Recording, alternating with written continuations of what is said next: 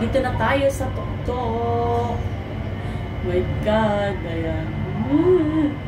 Yan yung ano, yan yung makikita nyo sa baba kapag sumakay kayo ng Sky Eye.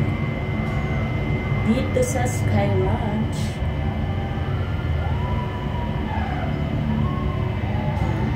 Yung ibang ano kasi, yung ibang salamin, medyo malabo kaya hindi kita.